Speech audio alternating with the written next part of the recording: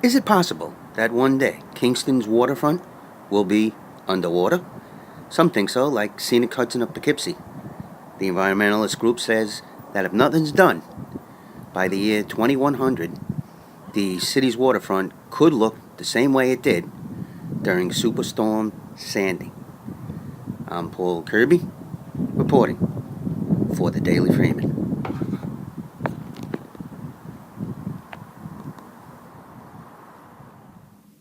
So if you start here at 1 inch, at 0, right where we are now, let me turn off the wetlands. You start at 0 where we are now, and you can start adding in water. By the time you're at 24 inches, parts of the East Strand and Punkonky are underwater, and Kingston Point Park is now an island at high tide. By the time you get up to 42 inches, much of the East Strand, the water plant, all of that is at the high tide line, under the high tide line. 60 inches now, you've pretty much, you've lost Island Dock entirely, and the park here is underwater most of the time, and parts of the river has basically reclaimed the waterfront east of 9W.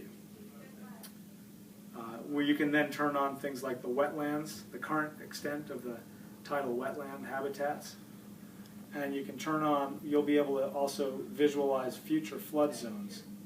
So this is where the flood, the flood, 100-year flood will be if the water rises by, say, 48 inches. So you can see the difference here between where the high tide is every day and where the flood zone would be in a 100-year flood. Hi, I'm Dr. Sasha Spector. I'm the Director of Conservation Science at Scenic Hudson. We've built an interactive mapper that shows the changes in water levels as sea level rises along the Hudson River. It'll allow communities to visualize the risks and the opportunities that they face as the Hudson River changes. Here's an example from Kingston, and what it shows is the high tide line and the water depth if the Hudson River rises by 60 inches, which is a little bit more than the water depth in Hurricane Irene and less than the water depth in Hurricane Sandy. And you can see here so the waterfront is underwater well back from the current water line, and you'll be able to turn on and off layers that show other information like municipal assets and natural resources.